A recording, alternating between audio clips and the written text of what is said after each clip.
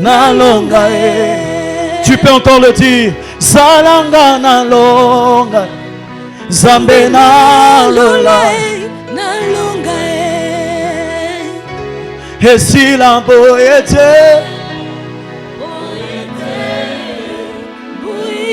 Je vais tenter sur ta voix. Balonga ngaite.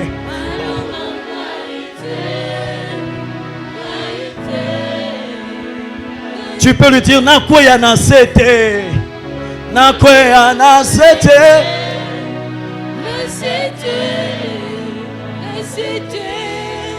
Nazako senga. Nazako senga. Loboko na Zalana. Ba ekweya makambo ebonga ebonga nalonga Zambe nalonga nalonga. Tu peux encore le dire nalonga nalonga Zambe nalonga Yahweh. Salanga nalonga Zambe nalola nalonga Salanga nalonga Salanga nalonga Zambe nalola nalonga. Telle est notre déclaration ce soir. Nous croyons que nous sommes et nous serons des victorieux. Bénis ces moments, rencontre-nous encore au nom de Jésus. Amen. Quelqu'un acclame très fort Jésus. Merci chorale. Est-ce que tu peux bien acclamer Jésus? Amen. Gloire à Dieu, on peut répondre aux places. Je vais parler pendant quelques minutes et nous allons prier. Que Dieu soit béni pour la chorale qui a pris la direction de mon message par la chanson. Ce soir, je vais nous parler encore de 2 autres clés pour faire l'exode. Nous sommes en train de clôturer notre programme. Je vous salue au nom de Jésus. Nous sommes en train de clôturer notre programme. On a parlé de sortir de. Mais depuis avant-hier, on nous a parlé de comment sortir. Et moi, je parle des clés pour sortir. Et ce soir, je continue ce que j'avais commencé hier. C'est 10 clés pour l'exode. 10 clés pour faire l'exode. Dis à ton voisin, 10 clés pour faire l'exode. On va lire un seul passage et l'autre, je vais le donner. On va lire en évoluant. Amen. Tenons-nous debout. Ça sera... Bon, on lit d'abord. 1 Samuel chapitre 30, le verset 1 au verset 7, et puis le verset 18 à 20, puis nous allons nous rasseoir. 1 Samuel chapitre 30.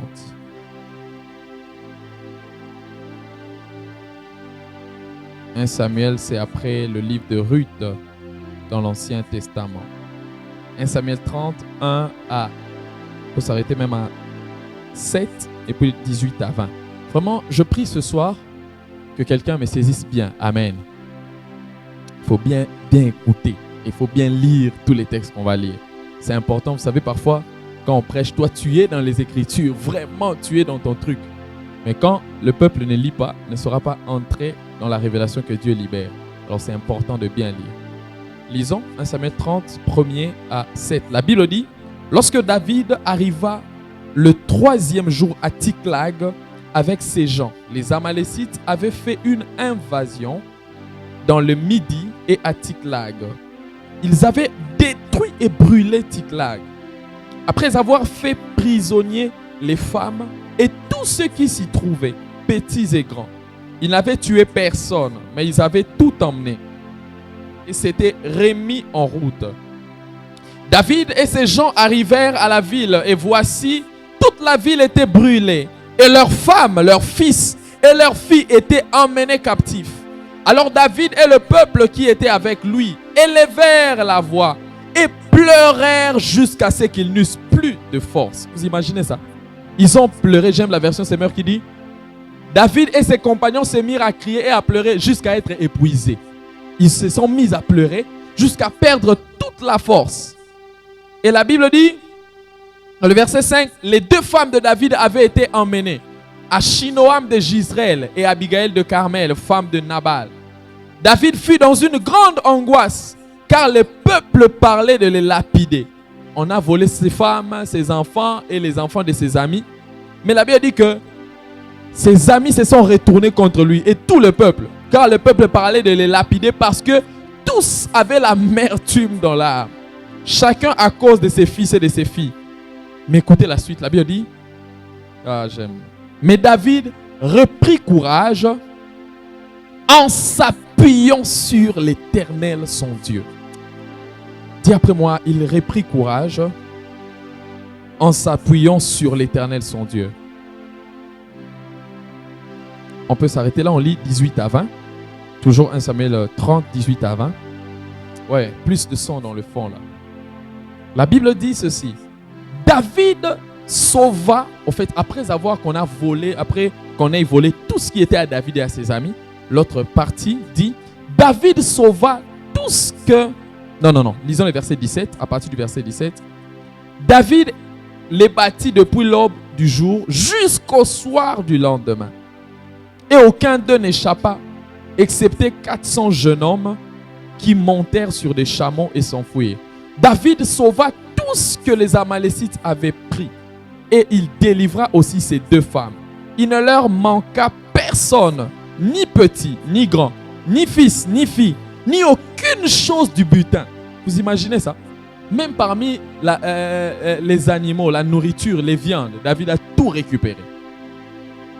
Ni rien de ce qu'on leur avait enlevé. David ramena tout. Dis après moi, David ramena tout. Dis encore, David ramena tout.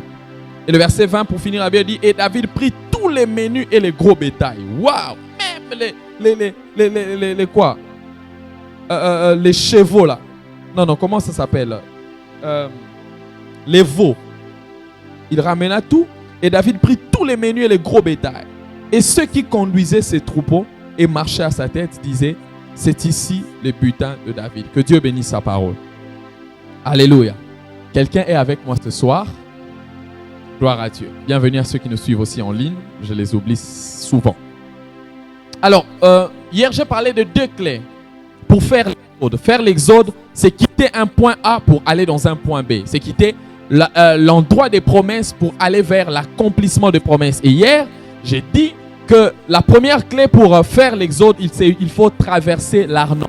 Ça veut dire il faut traverser, comment j'ai appelé ça?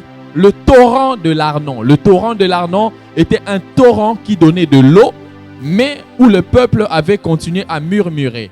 J'ai dit il faut traverser l'Arnon. Ça veut dire il faut quitter les plaintes, il faut quitter les murmures. Si tu veux passer à un autre niveau, plus de volume à mon micro, je ne m'entends pas. Donc il faut quitter ou traverser l'Arnon. L'Arnon, c'est quitter les plaintes, quitter les murmures, parce que le mot Arnon veut dire plainte ou murmure. Deuxième des choses, donc, tu ne peux pas faire l'exode, tu ne peux pas aller au lieu de la promesse tout en étant plainte, dans le pleur sur le passé, sur les échecs. Tant qu'on reste sur les échecs passés, on ne pourra pas atteindre là où Dieu veut que nous puissions être. Alléluia. Deuxième clé, j'ai dit qu'il faut rencontrer le buisson ardent. Comme Moïse, il n'y a pas d'exode sans buisson ardent. Il faut rencontrer la présence de Dieu. Il faut rencontrer Dieu dans le buisson, car j'ai expliqué hier que c'est dans le buisson que Moïse découvre que le petit bâton pouvait se transformer en serpent. Le petit talent que tu as, quand tu exposes ça dans la présence de Dieu, ça prend une autre forme et ça peut amener la délivrance de tout un peuple. Alléluia. Et pour ce soir, la troisième clé, ça va paraître simple, mais vous allez bien comprendre en expliquant. La troisième clé, c'est la confiance en Dieu. Dis après moi, la confiance en Dieu. Dis encore la confiance en Dieu. Dis d'abord Amen. Je veux me rassurer que tu es là. Dis Amen. Voilà.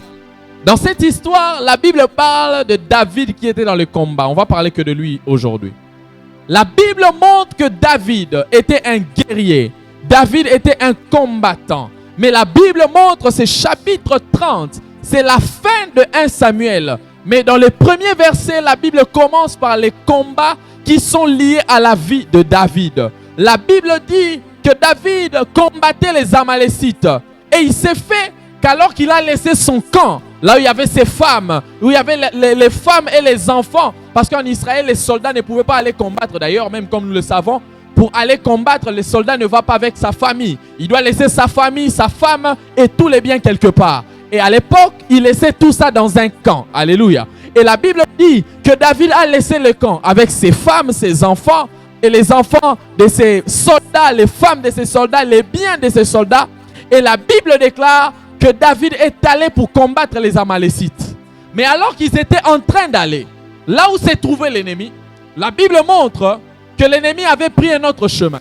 L'ennemi est rentré dans les camps où se trouvaient les biens de David, où se trouvaient les biens des soldats de David. Et l'ennemi ou les Amalécites ont tout pris dans le camp, au point d'enlever même les femmes et les enfants des soldats. Ils ont enlevé toutes ces personnes. Et la Bible nous montre que David, lorsqu'il est allé au combat, il n'a pas retrouvé ses adversaires. Mais en rentrant avec ses soldats, la Bible montre que lorsqu'ils sont rentrés dans le camp, ils se sont retrouvés dans une situation où ils ont tout perdu. Les biens, les femmes, les enfants.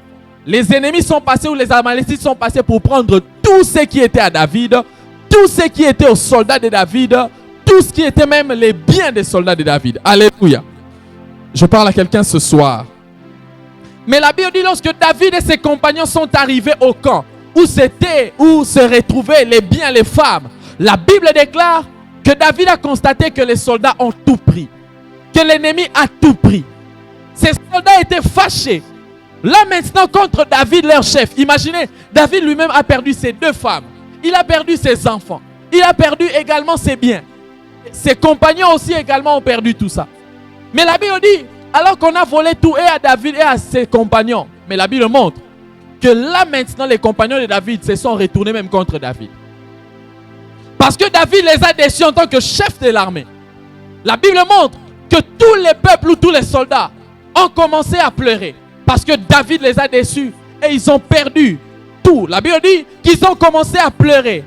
Ils ont pleuré jusqu'à en être épuisés. Le chef David a commencé à pleurer. Et les soldats ont commencé à pleurer. Vous imaginez, les soldats, les hommes de guerre. Mais là, à cause de ce qu'ils ont perdu, la Bible dit qu'ils ont pleuré. Frère, il arrive dans la vie un moment où on peut toujours pleurer. Peu importe les galons qu'on peut avoir. Peu importe la position sociale qu'on peut avoir. Il y a un temps où on peut toujours pleurer. David, il venait déjà d'atteindre la royauté. Je pense que, ouais, il était déjà loin. Il n'était pas encore devenu roi sur tout Israël, mais il était déjà loin. Mais la Bible montre que David, bien qu'étant loin, mais la Bible montre qu'il a pleuré. Lui et ses soldats, frère, peu importe ta dimension spirituelle, il y aura des circonstances qui te feront pleurer. Ton intimité avec Dieu, c'est quoi? Peu importe l'intimité avec Dieu. David était un adorateur, comme on nous enseignait l'autre fois ici. C'était un homme qui avait une intimité avec Dieu, un adorateur. Mais cet homme a pleuré parce qu'on lui a tout volé. Frère, dans la vie, il arrivera des moments où peu importe tes galons, peu importe ta dimension avec Dieu, tu pleureras. Tu pleureras parce que tu vas rencontrer des situations difficiles. Tu pleureras parce que tu vas rencontrer des situations compliquées. Et la Bible dit qu'ils ont pleuré jusqu'à perdre toute la force. Moi, ça ne m'est jamais encore arrivé. Pleurer jusqu'à perdre toute la force. Jusqu'à en être épuisé. Mais en pleurant, rien n'a été résolu. J'aimerais dire à une personne, les pleurs ne résolvent rien. Alléluia. Ils ont pleuré jusqu'à... Imaginez les soldats, ce n'était pas n'importe qui, des militaires. Mais ils ont pleuré jusqu'à perdre toute la force. Moi j'imagine ça, pleurer jusqu'à perdre toute la force. Quand la Bible souligne certains détails, ça veut dire que c'est important. Et la Bible dit qu'ils ont perdu toute la force. J'aimerais parler à quelqu'un qui ici a tout perdu comme David et ses soldats. Et il a pleuré. Tu as pleuré parce qu'on t'a volé des choses. Tu as pleuré parce que tu as perdu des choses. Tu as pleuré parce qu'il y a des choses qui ne t'appartiennent plus. Mais la Bible dit qu'après avoir pleuré, tous les peuples pleuraient. Et les gens, je vous ai dit, retournaient contre David. J'aimerais parler à quelqu'un ici qui a déçu les gens, comme David avait déçu ses soldats. Quand les gens te regardent dans ta famille, tu étais quelqu'un sur qui on comptait. Tu as orchestré un échec qui fait en sorte que même toute la famille est déçue de ce qui s'est passé. Tu as rencontré une situation. Toi, tu disais que moi, je vais me marier à tel âge. Mais cet âge arrive. Mais au lieu d'être marié, tu sens que tu commences à avoir des enfants en dehors du mariage. La famille est déçue. Un peu comme David qui a déçu tous les gens qui étaient avec lui. Tu es ici, tu as déçu les gens par ta conduite, par certaines choses dont on s'attendait de toi dans la famille. comme David, tout le peuple a commencé à te regarder pour dire que David, tu nous as déçus.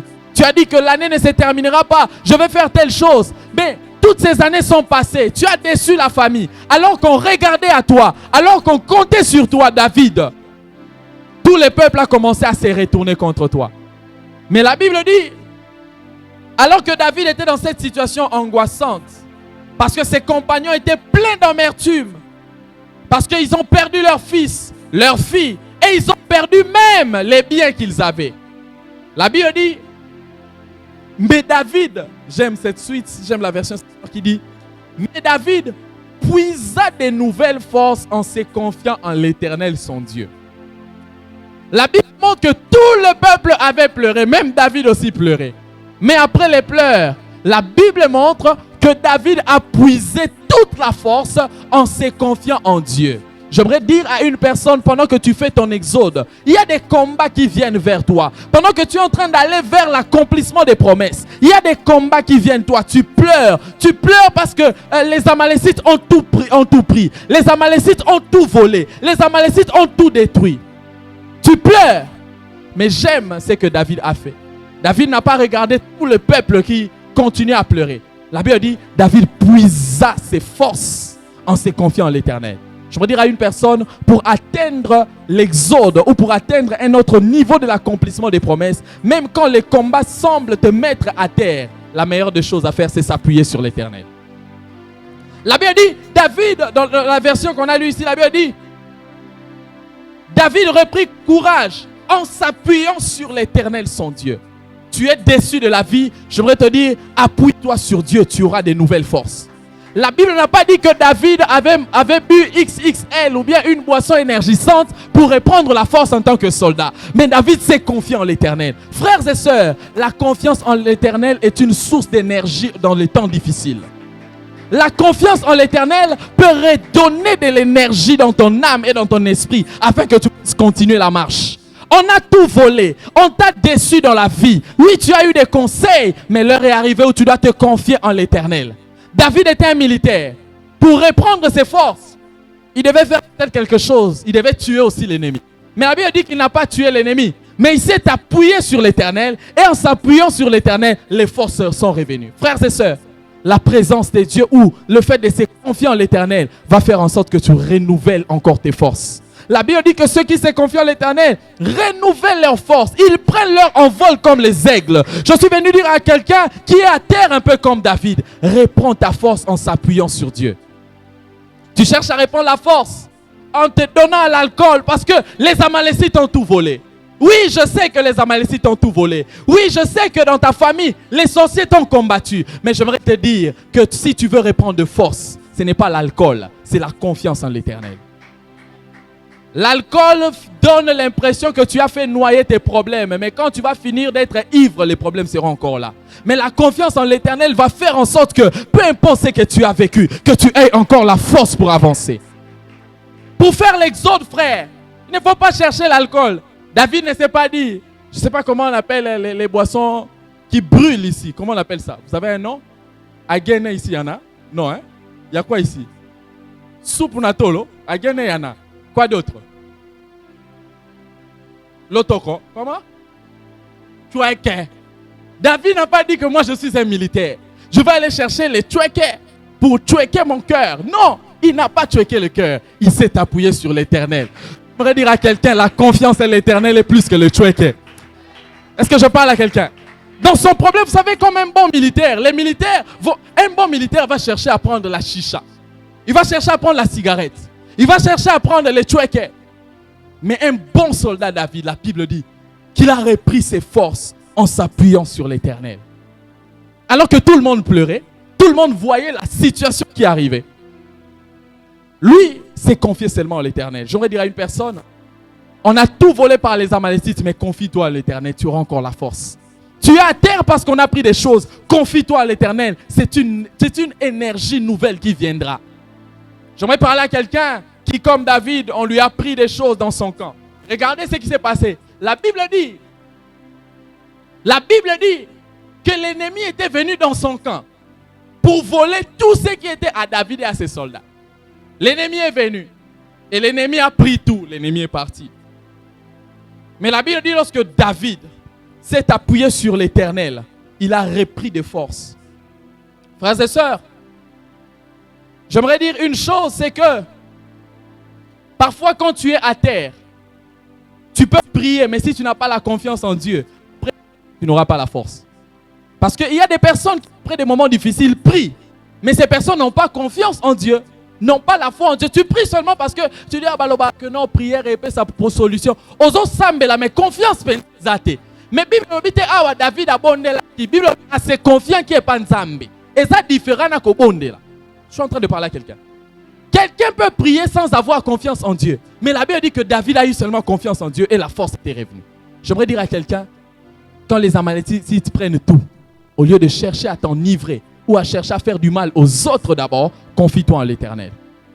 Est-ce que je parle à quelqu'un ce soir? Il se peut que toi aussi tu as déçu les gens cette année. Il se peut que toi aussi tu as perdu des choses un peu comme David. Mais j'aimerais te dire que la source d'énergie pour ton âme, c'est la confiance en l'Éternel. La source d'énergie, il a posé un acte spirituel, mais qui lui a donné la force dans son corps. Vous imaginez, il s'est confié en Dieu spirituellement, mais cette confiance en Dieu dans le domaine spirituel lui a donné même la force dans le physique. Frères et sœurs, la confiance qu'on donne à Dieu spirituellement renouvelle nos forces même dans le monde physique. La confiance en Dieu fait en sorte que les forces ne soient pas seulement au niveau de l'âme et de l'esprit, même le corps peut être fortifié quand tu te confies en Dieu. Est-ce que je parle à quelqu'un ce soir? J'aimerais parler à quelqu'un ce soir pour te dire que dans ces temps d'exode où tu vas, l'accomplissement des promesses, la confiance en Dieu, malgré la défaite apparente. David n'a pas insulté Dieu en disant « Seigneur, moi je suis un adorateur. Seigneur, moi je te prie. Seigneur, moi je te connais. » Non. Malgré la défaite apparente, David a pris la résolution de se confier encore en Dieu. Vous imaginez ça? Beaucoup insultent Dieu dans la situation de David. Beaucoup perdent la confiance en Dieu. Mais David a compris que c'est vrai qu'ils ont volé, mais l'histoire n'est pas encore finie.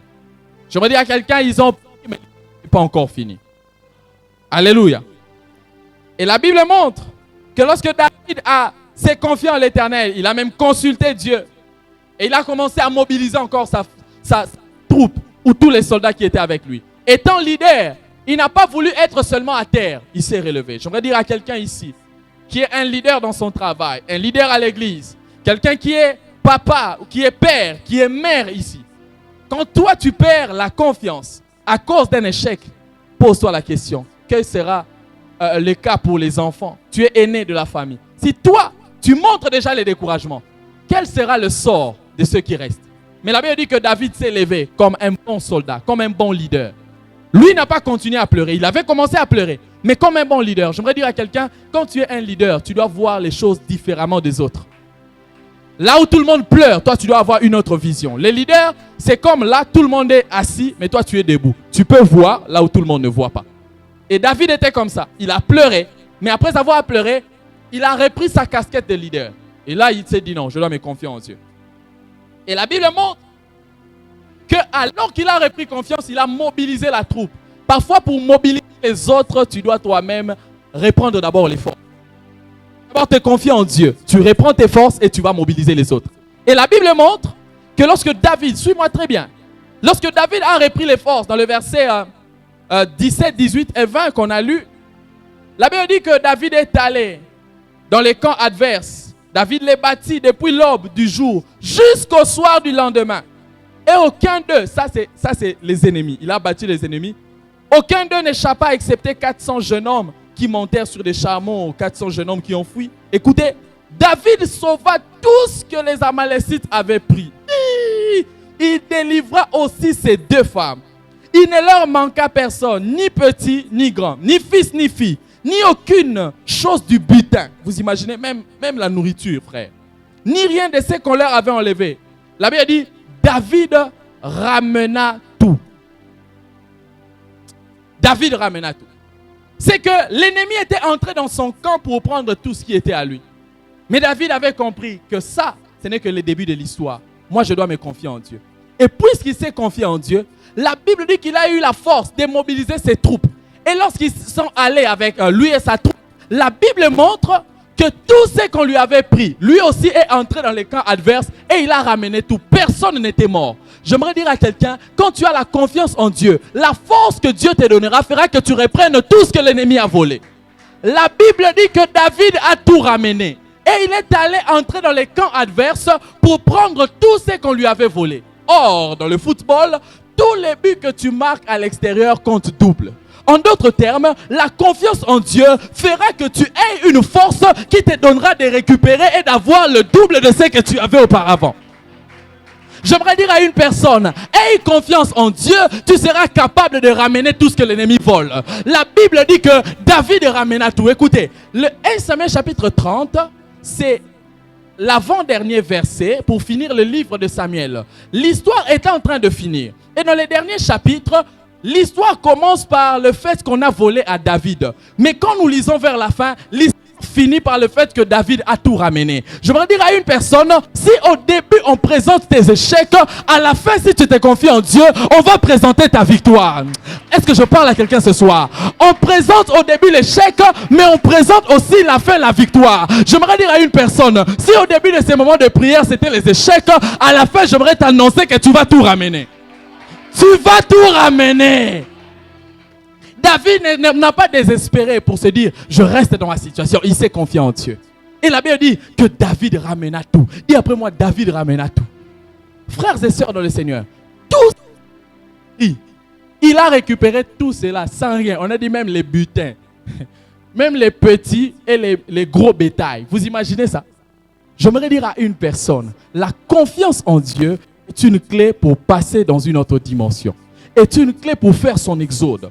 J'aimerais dire à quelqu'un ce soir qui semble avoir tout perdu, garde la confiance en Dieu. Dieu fera en sorte que tu entres dans les camps adverses pour que tu puisses tout ramener. J'aimerais dire à quelqu'un, ils vont tout prendre, mais tu entreras également dans leur camp pour tout ramener. Ils vont tout prendre. Tu iras également de l'autre côté pour tout prendre. J'annonce une saison où ce ne sera pas la saison qu'eux ont pris, mais ça sera une saison où toi aussi tu as repris. Au-delà du verbe prendre, il y a aussi le verbe reprendre. J'aimerais annoncer dans ta vie que tu reprennes ce que tu as perdu. Que tu reprennes ce que tu as perdu. Que tu reprennes ce que tu as perdu. Je l'annonce dans ta vie au nom de Jésus. La confiance en Dieu a fait en sorte que David puisse tout récupérer. Frères et sœurs dans le Seigneur, ces chapitres de l'histoire ne pouvaient pas finir sans que David puisse tout reprendre. J'aimerais annoncer à quelqu'un, ce programme ne finira pas sans que tu reprennes tout. Ce chapitre ne pouvait pas se clôturer sans que David puisse reprendre. Frères et sœurs dans le Seigneur, j'aimerais dire à quelqu'un, quand tu as confiance en Dieu, il y a des choses qu'on peut te prendre, mais tu peux aussi les récupérer. Tu peux aussi les récupérer. J'aimerais parler à un guerrier ici, à un David, qui était à terre, comme ces soldats, qui ont pleuré jusqu'à être épuisés. En tout cas, moi, c'est ma première fois de lire ou d'apprendre que quelqu'un peut pleurer jusqu'à perdre ses forces, comme on a lu là. C'est ma première fois. Je n'ai pas encore vu ça. Je pense que quand j'étais enfant, peut-être je voyais des enfants qui pleuraient jusqu'à perdre la force. Mais depuis que j'ai grandi, je n'ai jamais vu ça. Frère, il a perdu la force, mais la confiance en Dieu a fait en sorte qu'il puisse tout récupérer. Que Dieu te donne à récupérer. Alors, utilise cette clé d'avoir confiance en l'Éternel. Ne perds pas la confiance en Dieu, même quand tu traverses des moments difficiles. Aie toujours confiance que Dieu finira par agir. Le problème avec les hommes, c'est que aie toujours confiance en Dieu. Je parle à quelqu'un. Et l'autre clé pour finir ce soir, je parle encore de deux aujourd'hui. Donc ça, c'est la première pour aujourd'hui. Deuxième, qui est la quatrième clé depuis hier, c'est avoir l'alliance avec Dieu. J'en ai déjà parlé ici, mais je parlerai de ça autrement. Dis après moi, avoir l'alliance avec Dieu. Nous sommes dans 2 Samuel, toujours David. 2 Samuel 18, 6 à 9. Comment préparer un autre micro au cas où ça complique. C'est les piles? Alors il faut trouver l'autre. Parce que je vais prêcher calmement ici. Je ne vais pas avoir de problème avec le micro. La Bible dit ceci. J'aimerais que tu prennes ta Bible, nous allons lire ça. Comme je l'ai dit, c'est toujours important de lire pour mieux comprendre. 2 Samuel 18, 6 à 9. Prends ta Bible, nous allons lire. C'est 3 versets seulement. Écoutez ce que la Bible dit. 2 Samuel 18, 6 à 9. Écoutez. Le peuple sortit dans le champ, c'est toujours David, à la rencontre d'Israël. Et la bataille eut lieu dans la forêt d'Éphraïm. Dis après moi, la forêt d'Éphraïm. Dis encore la forêt d'Éphraïm. Retiens ce mot-là. La forêt d'Éphraïm, retiens ça. Là, le peuple d'Israël fut battu par les serviteurs de David. Et il eut en ces jours une grande défaite de 20 000 hommes. Le combat s'étendit sur toute la contrée. Écoutez la suite, écoutez ce que la Bible dit dans la suite. La Bible dit, le combat s'étendit sur toute la contrée et la forêt, dans la forêt d'Éphraïm est là, écoutez, la forêt dévora plus de peuple ces jours-là que l'épée n'en dévora. Retiens ça bien. Absalom se trouva en présence des gens de David. Il était monté sur un mulet. Le mulet pénétra sous les branches entrelacées d'un grand térébinthe et la tête d'Absalom fut prise au térébinthe et il demeura suspendu entre ciel et terre. Dis après moi, suspendu entre ciel et terre. La Bible dit, et le mulet qui était sous lui passa outre. Toujours David. Dans une situation toujours de combat. Là, il faisait l'exode parce qu'on le poursuivait pour voler son trône. Absalom lui a volé le trône. Son fils, Absalom, s'est rébellé contre lui pour lui voler la place en tant que roi. Mais écoutez ce que la Bible montre ici. La Bible montre que David a eu ses combats. Comme j'avais dit au départ, dans la marche avec Dieu, nous aurons toujours des ennemis ou nous aurons toujours des combats. Mais la Bible dit, alors que David était combattu par son fils Absalom, la Bible dit que les soldats d'Absalom ont attaqué David avec sa troupe aussi. Les soldats du fils de David ont attaqué David avec sa troupe. Mais la Bible dit qu'alors que David était en train de fuir, lui voulait faire l'exode pour aller dans une autre dimension de sa vie. Mais alors qu'il était en train de fuir, la Bible dit, il est entré dans la forêt d'Éphraïm. Dis encore après moi la forêt d'Éphraïm. La Bible dit que la bataille entre David et ses adversaires s'est passée dans la forêt d'Éphraïm. Et la Bible dit, alors que David était poursuivi avec, il avait ses troupes. Mais David, on a tué même les hommes de David. La Bible nous montre ici qu'il y a eu une grande défaite de 20 000 hommes. David a perdu 20 000 soldats. Vous imaginez ça? Il a perdu déjà 20 000 soldats. Et ils sont entrés dans la forêt. Il était en train de fuir. Et ses ennemis étaient toujours en train de les poursuivre. Mais la Bible dit ces jours-là, David est entré dans la forêt.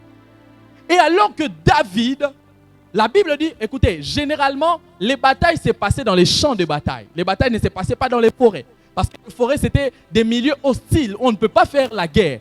Souvenez-vous, l'histoire de David et Goliath, ce n'était pas dans une forêt, c'était dans un champ de bataille. Alléluia, quelqu'un avec moi. C'était dans les champs de bataille que normalement, la guerre se passait.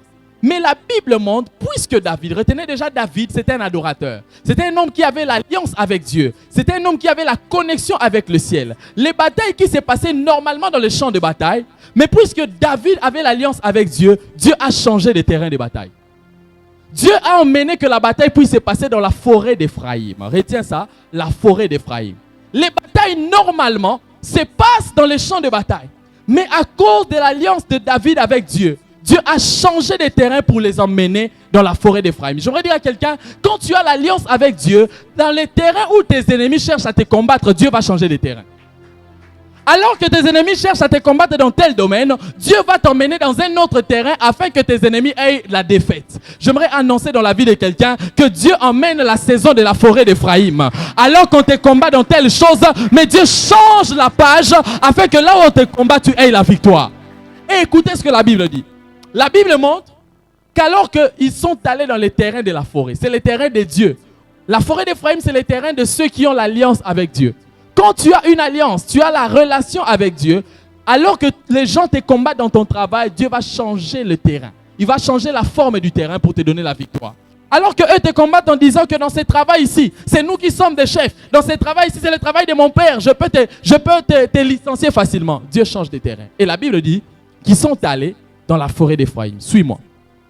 Et lorsqu'ils sont allés dans la forêt d'Éphraïm, la Bible dit que ces jours-là, la forêt a dévoré plus de gens, ou la forêt a tué plus de gens que l'épée n'a tué. Or, normalement dans les temps de guerre à l'époque, on tuait avec l'épée. Mais la Bible dit, puisque David en avait déjà tué 20 000 soldats qui lui appartenaient, lorsqu'ils sont entrés dans la forêt, la Bible dit que la forêt a commencé à combattre pour David, de sorte que la forêt a tué les adversaires de David. J'aimerais dire à une personne, quand tu es en alliance avec Dieu, même les éléments de la nature peuvent combattre en ta faveur. La Bible montre que c'est la forêt qui a commencé à combattre pour David. J'aimerais dire à quelqu'un, quand tu as l'alliance avec Dieu dans tes combats, Dieu enverra les éléments de la nature. Pourquoi? Forêt d'Éphraïm. Alors que forêt d'Éphraïm. Nzamba quand ils sont dans la saison forêt d'Éphraïm. Où ce n'est plus toi qui combats, mais ce sont les éléments de la nature qui entrent dans tes combats. J'annonce cela dans ta vie dans le nom de Jésus. La Bible dit c'était la forêt d'Éphraïm. Je prie que Dieu t'emmène dans la forêt d'Éphraïm. Où ce n'est plus toi qui combats. Normalement, en français, on ne peut parler de dévorer que pour un élément qui est tranchant. Non, pas tranchant. Pour un élément qui a des dents. Ou un animal qui a des dents. C'est quand on conjugue les verbes dévorer. Mais ici, la Bible dit que ce n'est pas le lion qui a dévoré. Mais la Bible dit que c'est la forêt qui a dévoré. J'aimerais dire à quelqu'un, quand tu es en alliance avec Dieu, Dieu donne les dents pour dévorer tes ennemis, même aux choses qui ne semblent pas avoir des dents. Normalement, le verbe dévorer appartient aux animaux. Mais là, on dit la forêt dévora. Je prie que la forêt d'Éphraïm puisse dévorer tes ennemis. Dans ces temps d'exode, ceux qui te combattent, je prie, Nzamba pesa bango minu, pour que tes ennemis soient dévorés au nom de Jésus. Alléluia. Et tout ça, pourquoi? Parce que David avait une alliance avec Dieu. J'aimerais dire à quelqu'un, quand tu as l'alliance avec Dieu, Dieu va faire en sorte que les éléments de la nature combattent pour toi. Mais écoutez maintenant la suite. La Bible dit qu'alors que David, ou la forêt a tué les ennemis de David, Absalom qui était le chef de guerre contre David, alors que lui était sur son mulet, sur son cheval, en train de courir, non seulement la forêt a tué les soldats, mais la forêt, après avoir tué les soldats, s'est concentrée sur le chef de la rébellion contre David. La Bible dit, alors qu'il était sur son cheval, en train de courir dans la forêt, la Bible dit un térébinthe. Dis après moi un térébinthe. Un térébinthe, c'est un arbre. Imaginez, la Bible dit que le térébinthe a pris Absalom par sa tête parce qu'Absalom avait beaucoup de cheveux. C'était un homme qui était même orgueilleux à cause de ses cheveux. Mais la Bible dit que le térébinthe est même entré dans le combat afin de saisir Absalom ou dans les lieux qu'il considérait comme son orgueil afin de pouvoir les tuer. Et j'aime la suite. La Bible dit, quand le térébinthe a pris Absalom, Absalom est resté suspendu entre ciel et terre. La Bible dit, puisque le térébinthe est entré dans le combat, lui, il ne devait pas être enterré directement. Il a été exposé entre la terre où on est enterré et entre les ciels qui combattent en sa faveur. J'aimerais dire à quelqu'un que tous les ennemis qui combattent ta vie, si tu es en alliance avec Dieu, même les térébinthes vont entrer dans tes combats. Et la Bible dit qu'il est resté suspendu entre ciel et terre. Je prie dans le nom de Jésus que les ennemis qui te combattent alors que tu as l'alliance avec Dieu, qu'ils soient suspendus entre ciel et terre. En d'autres termes, lorsqu'on dit suspendu entre ciel et terre, fala kufara rambamo bakundi te, mais nzamba sali que térébinthe exposé na nous. Et puis après,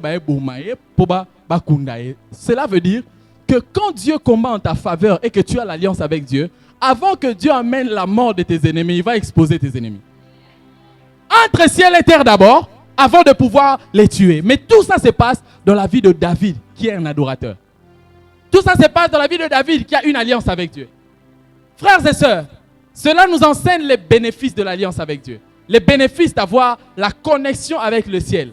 Tu sais tes combats, tu n'arrives pas à vaincre. Pourquoi? Parce que tu n'es pas dans une alliance forte. Tout ceci s'est passé dans la vie de David. Parce que David avait une alliance avec Dieu. David c'était un adorateur. Frères et sœurs, sois un adorateur. Tu verras Dieu combattre en ta faveur, même avec les éléments de la nature. Je parle à quelqu'un ce soir. Et ça c'est la quatrième clé pour faire l'exode. Tu ne peux pas vouloir faire l'exode alors que tu rencontres des combats, tu n'as pas d'alliance. Non, quand tu es en alliance avec Dieu, les éléments de la nature vont combattre. Je connais des personnes comme ça. À qui est-ce que tu as qui c'est que qui soit né pour la thé. Mais tant que tambola. Vous l'embarras est bêti. La pluie tombe. Et quand la pluie tombe, na qui si va kende ko zula yo mutakufa. Quand la pluie tombe, automatiquement les gris-gris perdent son efficacité. Mais tout ça passe dans la vie de qui? De quelqu'un qui est en alliance avec Dieu. David était le chef de l'armée. Mais il savait que toutes les batailles, on n'arrive pas à les vaincre que par les armes. Il y a des batailles qu'on arrive à vaincre par l'alliance. Frères et sœurs, je l'avais enseigné ici quand je parlais des alliances. Quand tu es en alliance avec quelqu'un qui est élevé, même si on t'arrête, si on appelle la personne élevée, on va te libérer. Pourquoi? L'alliance avec l'homme fort fait de toi un homme fort. Et l'alliance avec Dieu fera de toi un victorieux. Il y a des choses que tu n'arrives pas à vaincre parce que tu n'es pas en alliance forte avec Dieu. Fortifie ton alliance avec Dieu. Et tu verras d'autres combats, tu ne vas rien dire. Automatiquement, dans le domaine des traités, je crois, quand le Congo est en alliance avec les États-Unis, tous les ennemis du Congo deviennent les ennemis des États-Unis. Pourquoi? L'alliance. Même l'alliance fait en sorte qu'une femme qui avait son nom, lorsque un homme vient l'épouser, la femme prend le nom de l'homme, c'est-à-dire de la personne forte. L'alliance te donnera certaines victoires. Le problème avec certaines personnes, c'est que nous voulons être des David, où Dieu vient combattre en notre faveur. Mais notre problème, nous ne voulons pas avoir l'alliance avec Dieu. David était un adorateur. Si tu es un adorateur, il y a des combats que tu ne sauras même pas voir toi-même. Dieu lui-même entrera. Et ça, c'est une clé pour faire l'exode. Tu veux faire l'exode, tu veux atteindre ce que Dieu a prévu. Est-ce que tu es en connexion avec Dieu? Je ne parle pas d'avoir l'alliance ou la connexion avec l'Église. Je parle de Dieu. Parce qu'on peut venir à l'Église sans avoir l'alliance avec Dieu, sans avoir la relation avec Dieu. Tout ça se passe dans la vie d'un adorateur. Un homme qui connaissait Dieu, un homme qui honorait Dieu, un homme qui priait Dieu, un homme qui élevait Dieu. Il savait qu'en étant général, en ayant la force, tous les combats, ce n'est pas la force. Vous savez, il y a des combats qu'on arrive à vaincre seulement parce qu'on abandonne. On n'a pas exercé la force, mais on a abandonné. N'est-ce pas, non? On a lâché quelque chose. Quand tu lâches, ça semble être la faiblesse, mais c'est une force pour vaincre certaines batailles. Et pareil, frères et sœurs, tu ne peux pas faire l'exode. Tu ne peux pas atteindre l'exode sans avoir l'alliance avec Dieu. Tu ne peux pas atteindre les promesses que Dieu a prévues pour toi sans avoir l'alliance avec Dieu. Il n'existe pas d'exode sans l'alliance. Quand je parle d'alliance, je parle de la relation avec Dieu. Alléluia. Et comme je l'ai dit, quand vous vous connaissez avec un homme grand dans ce pays, même si on vous arrête, un simple appel peut faire en sorte qu'on te libère.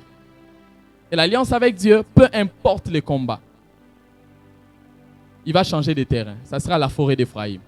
La forêt d'Éphraïm, c'est une saison où les combats seront là. Les combats vont se multiplier d'ailleurs. Mais seulement, c'est Dieu qui va s'occuper de tes combats pour te donner la victoire. La forêt d'Éphraïm, c'est pour te donner une victoire, mais qui est surnaturelle. Moi, j'appelle ça la victoire surnaturelle. C'est-à-dire, normalement, écoutez ce que Dieu a fait. Dieu a fait, première des choses que Dieu a fait, Dieu a accepté qu'on puisse tuer 20 000 soldats de David. Ça veut dire, dans certains combats de ta vie, tu vas perdre tout ce sur quoi toi tu comptes. Parce que David devait compter sur ses soldats, n'est-ce pas, non? C'est normal en tant que chef. Mais Dieu a pris 20 000 soldats. Et David pouvait dire, oh, Seigneur, tu m'as abandonné. Parfois, dans certains combats, Dieu va te prendre tout ce qui fait ta force de manière naturelle, afin que lui te donne une victoire de manière surnaturelle. C'est pourquoi dans certains combats, quand Dieu enlève tes forces, tes personnes que tu pourras appeler, garde la confiance en Dieu. Alléluia. Garde la confiance en Dieu. Pour que Dieu puisse te donner une victoire surnaturelle. Alors j'aimerais dire à quelqu'un ce soir, troisième clé, confiance. Quatrième clé, l'alliance. Dans ta vie, si tu veux bouger et atteindre ce que Dieu prévoit pour toi, ne néglige pas ton alliance avec Dieu. Ne néglige jamais ton alliance avec Dieu. Parce qu'il y a certaines victoires, ce sera seulement par connexion avec Dieu que Dieu te donnera la victoire. Est-ce que je parle à quelqu'un? Et ce soir, le Seigneur exhorte quelqu'un qui a perdu la confiance à reprendre confiance. Tu as perdu la force parce que tu as cessé d'être confiant en Dieu également. Mais quand tu vas répondre la confiance en Dieu, premièrement, la force reviendra. Et si tu gardes ton alliance avec Dieu, Dieu interviendra. David n'a même pas prié. Vous imaginez, écoutez, l'alliance avec Dieu est plus forte que la prière. Quand tu es en alliance avec Dieu, parfois tu ne pries pas, mais Dieu vient combattre. Dans ces textes, David n'a même pas prié dans la forêt parce que comme Bézari Makas, il ne peut même pas fléchir les genoux et adorer. Mais puisqu'il a déjà beaucoup adoré en avance, j'aimerais dire à quelqu'un, ce que tu fais aujourd'hui va combattre pour les batailles futures. Il y a des moments de combat, tu n'as même pas la force de prier. N'est-ce pas, ça t'est déjà arrivé, non? Même moi, ça m'est arrivé. Et le moment, mais tu n'arrives même pas à prier. Mais les prières d'avant vont combattre pour les batailles futures. Alléluia. Alors garde ton alliance avec Dieu. David n'a pas fléchi les genoux dans la forêt. Parce que là, s'il fléchissait les genoux, on allait les tuer. Tu sais, beaucoup de personnes sont tuées dans les combats parce qu'ils cherchent à prier alors qu'ils ont le combat. Non, ne priez pas quand seulement les combats viennent. Ayez d'abord l'alliance préalablement avec Dieu. Et quand les combats viendront, sans prier, Dieu va agir. Est-ce que je parle à quelqu'un ce soir? David n'a pas fléchi les genoux en pleine forêt pour dire à Dieu, Seigneur, je veux que tu combattes pour moi. Non, seulement cette alliance. Ce soir, je suis venu dire à quelqu'un, je sais que tu passes des moments de combat. Je sais qu'il y a beaucoup de luttes dans la vie. Mais j'aimerais te dire que si tu gardes l'alliance avec Dieu, c'est Dieu va t'honorer. La Bible dit qu'il honore ceux qui l'honorent. J'aimerais te dire ce soir que ton alliance avec Dieu ne soit jamais brisée, ni par l'impiaka, ni par ce que tu manques, ni par ce que tu traverses, parce que Dieu est fidèle. La Bible dit même quand l'homme les renie, lui ne peut se régner, il demeure fidèle. La fidélité de Dieu s'est manifestée dans le combat de David. J'aimerais dire à quelqu'un, la fidélité de Dieu va se manifester dans tes combats. La fidélité va se manifester dans cette période que tu traverses. Ne perds pas la confiance et l'alliance en Dieu. Garde cela ta faveur. Même quand dans la famille, ça semble être... En fait, tout semble être à terre. J'aimerais te dire, David, tout semble être contre toi. Mais ne perds pas la confiance et ne perds pas l'alliance. Écoutez, David pouvait se dire, Seigneur, moi je t'ai trop adoré. Pourquoi ça m'arrive? Pourquoi ça vient vers moi? Pourquoi telle chose? Mais David courait seulement. Il courait seulement. Si vous lisez même dans les psaumes, pendant qu'il courait, il a composé des psaumes. Je crois que c'est les psaumes 42, 41, 42 ou 43. Alors qu'il courait. Et d'ailleurs même, je crois dans le psaume 61, 62 ou 63, la Bible dit que psaume de David alors qu'il était dans les déserts. Dans les déserts, alors que tout le monde a soif, David était en train d'adorer Dieu. Vous imaginez ça? Dans les déserts. C'était un adorateur. Il était même en train de fuir. Il y a des psaumes qu'il a composés. Si vous lisez les psaumes, on montre les psaumes que David a composés pendant que Absalom le suivait. Ça veut dire qu'il y a d'autres chants qui viendront dans ta vie seulement quand tu traverses les moments difficiles. Il y a d'autres révélations de Dieu que tu auras pendant qu'on est en train de te suivre. Je me dis à quelqu'un, les batailles ou les combats, ce sont les bons moments pour composer les grands témoignages. Ce sont les grands moments pour composer les grandes chansons pour Dieu. David courait, mais il ne perdait pas l'alliance. Il courait, il ne perdait pas l'alliance. J'aimerais dire à quelqu'un, on te poursuit. L'ennemi est derrière. Fuis, mais garde l'alliance. Fuis, mais ne fuis pas l'alliance. Cours avec l'alliance. J'aimerais dire à quelqu'un, pendant que tu cours avec l'alliance, Dieu va s'occuper de ceux qui sont derrière toi. Absalom était derrière David. Mais puisque David a gardé l'alliance alors qu'il courait, Dieu s'est occupé de son derrière. J'aimerais dire à quelqu'un ce soir, pendant que tu cours dans la forêt, Dieu a déjà pris le contrôle de la forêt. Tu vois cette situation, cette période que tu travailles, tu traverses la forêt d'Éphraïm, c'est Dieu qui contrôle ça. J'aime la forêt d'Éphraïm, c'est que c'est une forêt où il y a des animaux. Mais quand la guerre commence, c'est Dieu qui contrôle tout ça. J'aimerais dire à quelqu'un, alors que tu es dans la forêt, tout semble être noir, tout semble ne pas montrer les chemins. C'est Dieu qui a déjà pris le contrôle. J'aimerais dire à quelqu'un, la forêt d'Éphraïm que tu traverses, Dieu a déjà pris le contrôle. Et cette forêt ne va pas te tuer toi, ça va seulement prendre Absalom. Je prie que Dieu donne à quelqu'un que son Absalom soit déjà pris au nom de Jésus. Que les térébintes s'élèvent, je prie que les térébintes s'élèvent afin de saisir Absalom. Ce que j'aime, c'est que les térébintes prend Absalom, là où Absalom est orgueilleux. Quand Dieu combat en notre faveur, il touche les personnes les plus orgueilleuses. Ces personnes qui trouvent que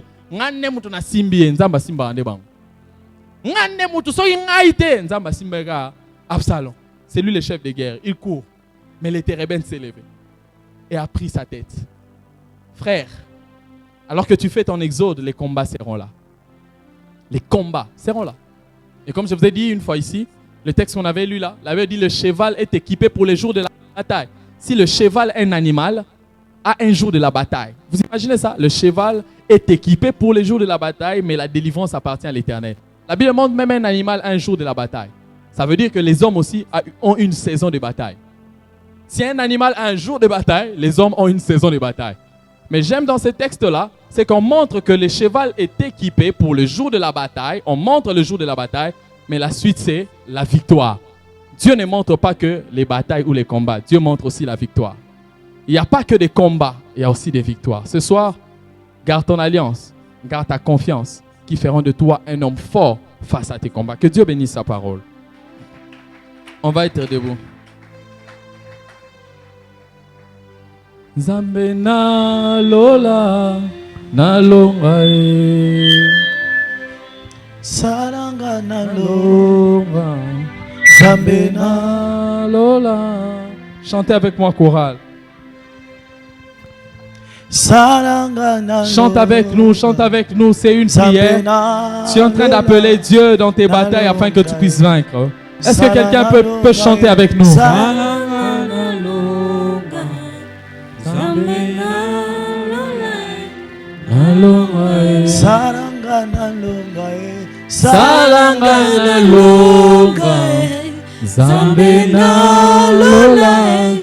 na longa